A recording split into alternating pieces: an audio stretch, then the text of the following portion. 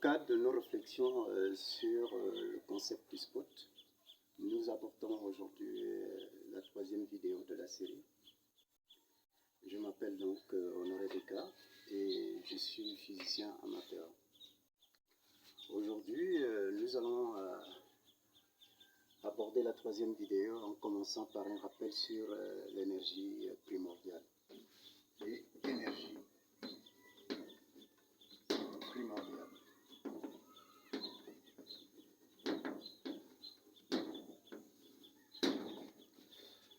La dernière fois, dans la deuxième vidéo, nous avons postulé la nature de cette énergie. Nous avons dit que cette énergie est une forme vectorielle.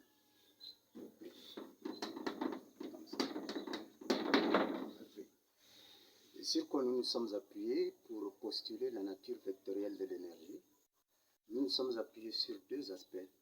Le premier étant bien entendu l'aspect polymorphe de l'énergie. C'est-à-dire, cet aspect polymorphe, ça veut dire que dans l'univers, l'énergie apparaît sous plusieurs formes. On l'avait vu la dernière fois, que vous pouvez avoir l'énergie sous des formes différentes. Vous pouvez avoir une énergie mécanique, une énergie potentielle, une énergie cinétique, etc. etc. Donc, c'est cette variété de formes de l'énergie qui s'appuie sur cet aspect que j'appelle ici l'aspect polyforme. Le deuxième aspect que nous avons considéré, c'est l'aspect isotrope de l'énergie. Qu'est-ce que ça signifie, l'aspect isotrope? Ça signifie que dans l'univers, l'énergie n'a pas une direction privilégiée. Quel que soit l'endroit où vous vous trouvez dans l'univers, vous avez toujours la manifestation de l'énergie. Bien entendu, elle ne se manifeste pas dans les mêmes proportions dans tous les lieux, mais elle se manifeste toujours dans tous les lieux. Donc, l'énergie n'a aucune direction privilégiée. Avec ces deux aspects, c'est-à-dire l'aspect polymorphe et l'aspect isotrope, nous avons conclu nous avons postulé plutôt que l'énergie est une grandeur vectorielle qui peut s'écrire sous la forme EP égale moins gradient de Vxi i allant de 1 à n, voilà, que l'on peut encore écrire, c'est égal à sigma de i à n de d de Vxi sur d de xi e de i. Voilà. Donc, EP est bien entendu ici un vecteur.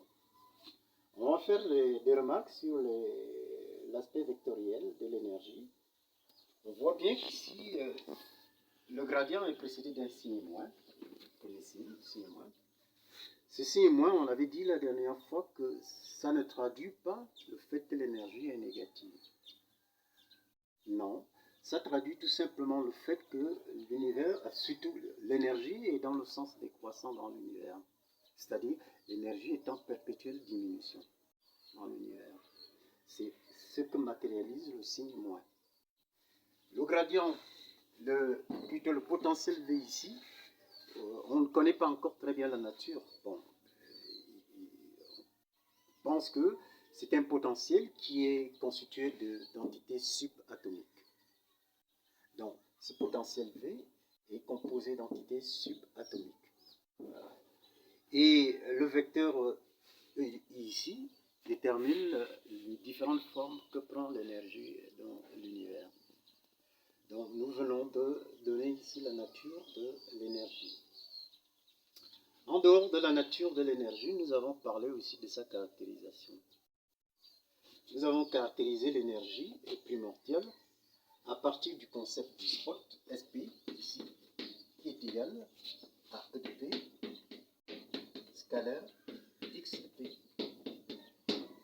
C'est en dérivant SP par rapport au temps que nous sommes arrivés à l'équation caractéristique de l'énergie EP, qui est égale EP égale E0 exponentielle de moins HB T.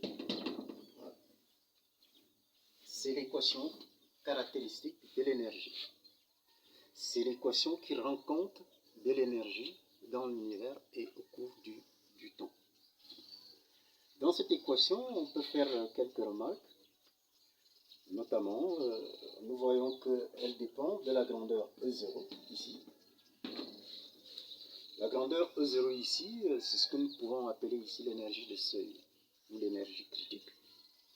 C'est-à-dire l'énergie que prend la valeur, pour être précis, la valeur que prend l'énergie EP lorsqu'on est au temps initial.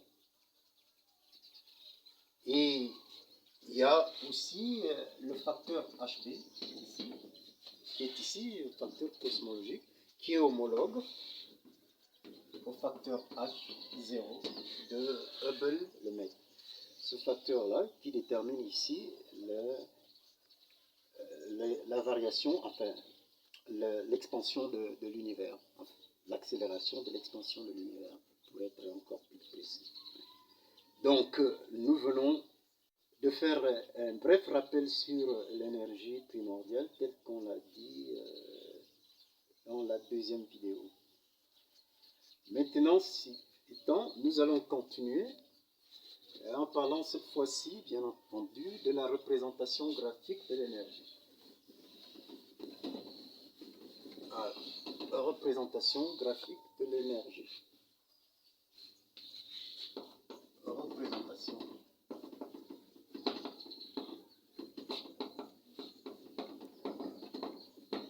de EP.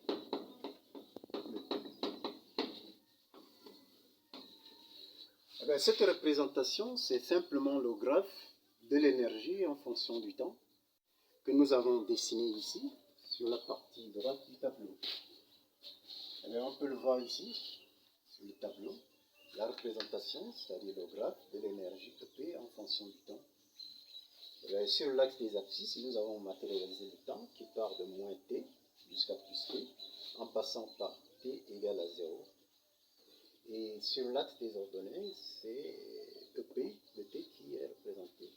Et nous voyons l'allure de EP de t au cours du temps. C'est une, ici, décroissance exponentielle. Comme on l'a dit tout à l'heure, qu'effectivement, l'énergie est dans le sens décroissant. On voit bien qu'ici, ce graphe-là montre que l'énergie est bien une décroissance en temps. Et là, il y a aussi un truc qui est particulier, évidemment. Nous voyons ici, cette énergie passe par la valeur E0 lorsqu'on se trouve ici au temps t égale à 0. Ça prend la valeur E0.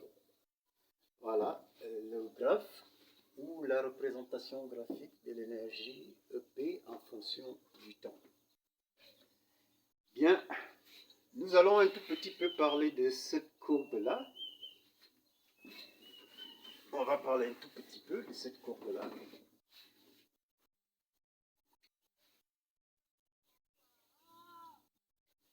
Bon.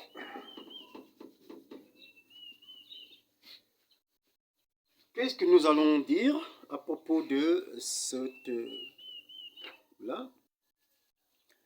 Nous allons faire une petite interprétation. Une petite interprétation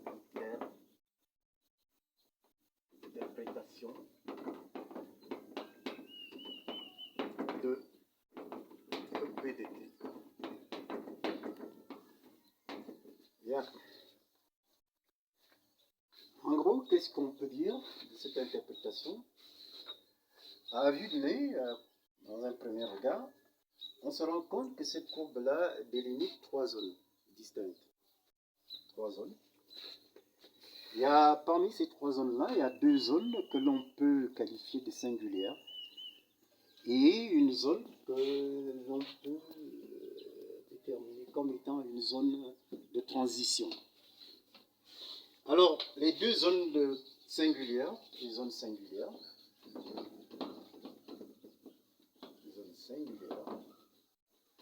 ou bien particulières si vous préférez, les zones singulières, ici, ce sont les zones qui couvrent les plages de temps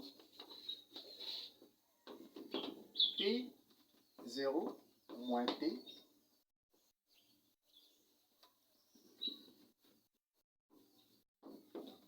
Et la cloche de temps T0 plus T. Voilà. Eh bien, la cloche de temps qui part de T0 moins T, cette partie-ci, c'est-à-dire vers l'infini. Et la zone, à partir de T0 jusqu'à T, cette zone-là. Ce sont ces zones-là que l'on appelle ici des zones singulières. Pourquoi elles sont singulières? Parce qu'effectivement, dans la première zone ici, l'énergie revêt un aspect grand. C'est une grande densité d'énergie dans cette partie-là. L'énergie est tellement dense, ce côté-ci, à partir de, dans cette plage-là, T0 moins T, il y a une grande densité d'énergie. Par contre, dans l'autre côté, c'est-à-dire entre T0 et T, eh bien, on voit bien que cette énergie est en train de décroître. Voilà. Il y a une décroissance, une décrémentation de l'énergie de T0 à T. Donc, on voit bien qu'ici, l'énergie est pratiquement infinie dans cette zone-ci, alors que dans cette zone, au cours du temps, cette énergie tend vers une valeur nulle. Donc ici, nous avons une densité énergétique qui est immense, et là, nous avons une densité d'énergie qui est résiduelle, qui est presque nulle. Voilà pourquoi ces zones-là sont des zones singulières. Et entre ces deux zones-là, nous avons la zone de transition.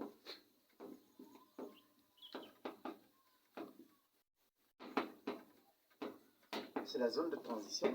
C'est la zone qui se situe au temps T égale T0 est égal à 0. Et bien, qu'est-ce qui se passe dans cette zone-là? Et bien, dans cette zone-là, l'énergie EP de T prend la valeur E0. C'est-à-dire que EP de T est égal à E0 dans cette zone-là. Donc, effectivement, dans cette zone-là, on se trouve ici l'énergie E0. Cette énergie E0 représente maintenant l'énergie de seuil ou l'énergie critique. C'est l'énergie de seuil.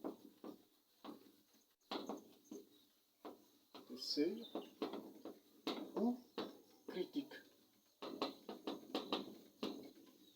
Pourquoi est-ce que c'est critique? Effectivement, parce qu'elle délimite deux zones de différentes densités énergétiques. Une zone de grande densité énergétique et une zone de faible densité énergétique. Entre les deux se trouve la zone où l'énergie prend la valeur E0. Voilà pourquoi je l'appelle la zone d'énergie transitoire. En fait, c'est dans cette zone-là où la théorie parle de Big Bang. Big Bang. Bon, cette espèce d'explosion dont on parle souvent, en fait, le terme explosion n'est pas très adapté, c'est plutôt la transition. Cette transition qui a permis la création de l'univers tel que nous l'observons aujourd'hui, qui a permis la création de l'univers.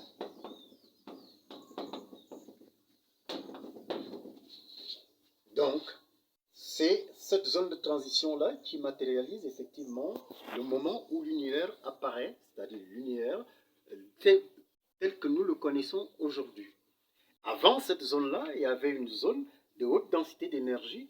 Cette zone-là pose problème parce qu'effectivement, on ne sait pas très bien quel genre d'énergie il s'agit. Mais les observations actuelles nous permettent quand même d'avoir une petite idée que cette énergie a un rapport avec ce que nous connaissons aujourd'hui, c'est-à-dire l'énergie noire. L'énergie noire, qui elle aussi serait liée à la masse sombre. À la masse sombre. Et qui, selon, bien entendu, les hypothèses, qui seraient à l'origine pratiquement des 3/4 de ce que contient l'univers. Le reste étant bien entendu ce qui est visible, ce que nous observons à l'œil nu. Par contre, l'autre partie ici, la partie T0 à T, bien entendu, on a vu que c'est une zone de faible densité énergétique. Et bien cette zone-là fait appel maintenant à une autre problématique qui est ici l'évolution de l'univers. Vers quoi on évolue? Ça pose aujourd'hui l'évolution. Vers quoi évolue-t-on dans l'univers? Il y il y a des théories qui sont là-dessus. On verra ça plus loin. Okay. Bien.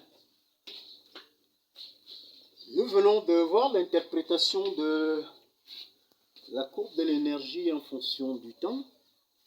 Eh bien, nous allons parler de quelque chose avant de terminer.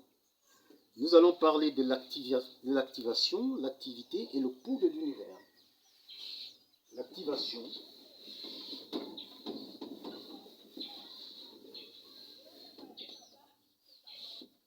L'activation.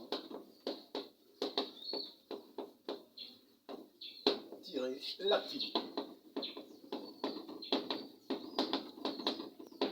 Et le pouls de l'univers. Voilà, ça fait trois choses. La première chose, on va voir l'activation de l'univers. L'activation de l'univers. Qu'est-ce que c'est que l'activation de l'univers?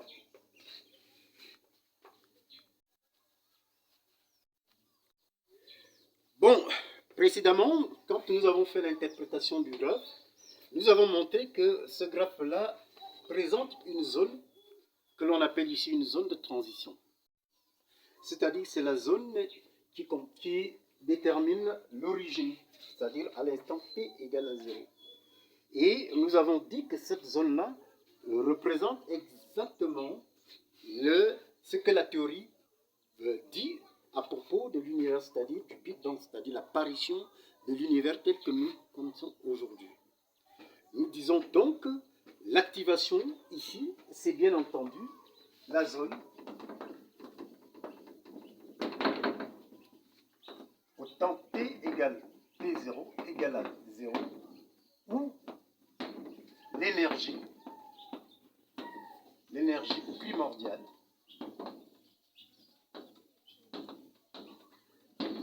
prend la valeur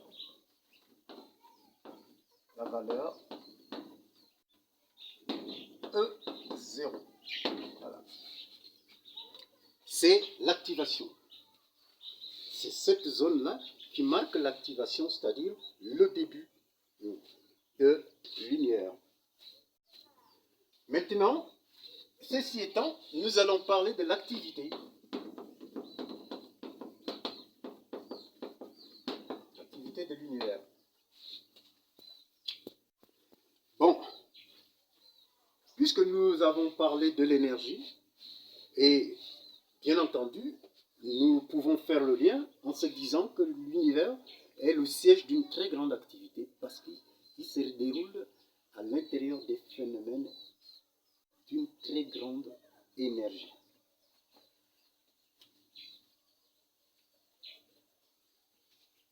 Alors cette activité-là, elle commence à partir de l'instant où nous avons T égale à 0, où l'énergie EP prend la valeur de 0.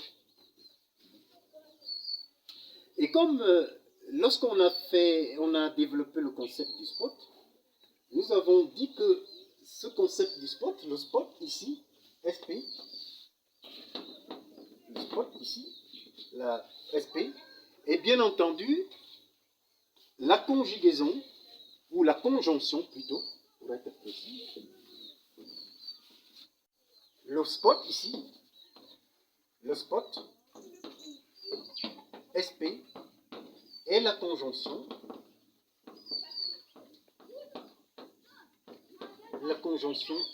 de deux débits.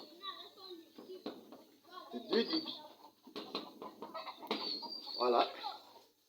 Le premier débit, ici, nous avons le débit massique. Un débit massique.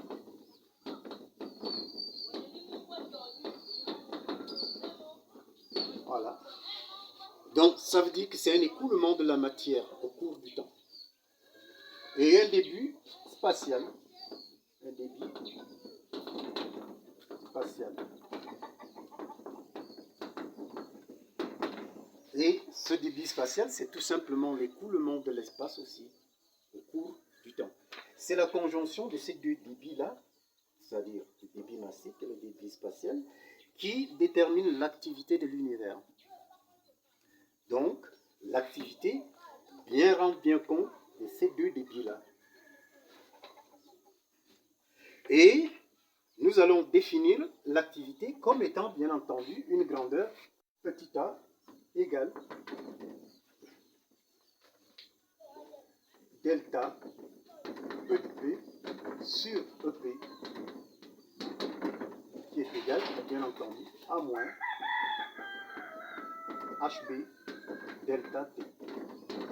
Voilà. Voilà comment nous définissons l'activité de l'univers, qui est ici, bien entendu, proportionnelle à la constante ou bien au facteur HB et à la plage de temps delta T. Donc, l'activité de l'univers rend compte, bien entendu, du facteur cosmologique HB et de la plage du temps delta T. Voilà, l'activité. Et enfin, nous allons aborder le dernier, qui est ici, le pouls de l'univers.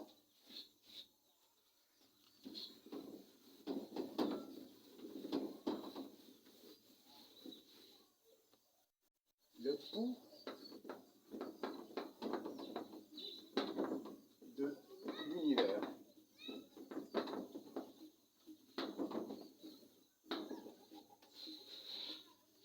Évidemment, c'est un aspect qui a un rapport un peu, comment dirais-je, anthropomorphique. Je prends ici l'univers comme étant un individu, comme un homme, qui aurait un cœur qui battrait. En effet, l'univers bat comme un cœur à cause de l'activité. Alors, c'est quoi le pouls de l'univers? Le pouls de l'univers, par définition, c'est le rythme. C'est le rythme ou la fréquence. Bien, le rythme ou la fréquence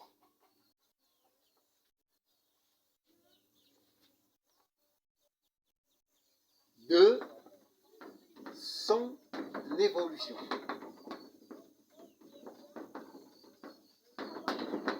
Donc, pour connaître comment évolue l'univers, il faut simplement prendre son pouls.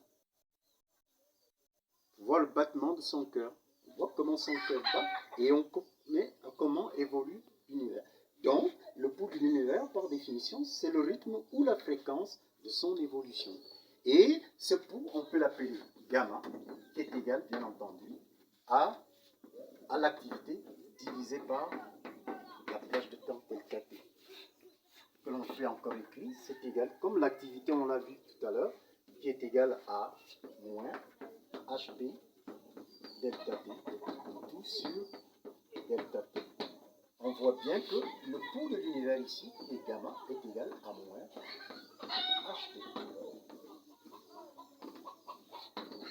Donc, le pouls de l'univers est proportionnel ici au facteur cosmologique. Donc, on a vu que le facteur cosmologique ici est ce facteur-là qui rend compte de l'accélération ou de l'évolution de l'univers. Donc, voilà. Donc, gamma est égal à moins HP. Et on voit bien que c'est proportionnel à la constante cosmologique. Eh bien, ce facteur, ce pouls-là, ou ce rythme de l'univers-là, c'est ce qu'a remarqué Hubble. Et c'est ça qui l'a rendu célèbre. C'est ça qui fait compte de la célébrité de Hubble, parce que Hubble a démontré qu'effectivement, l'univers est en train d'accélérer son évolution. Voilà. Donc, voilà. Nous venons de parler de la fréquence. Donc, la prochaine fois, nous allons parler de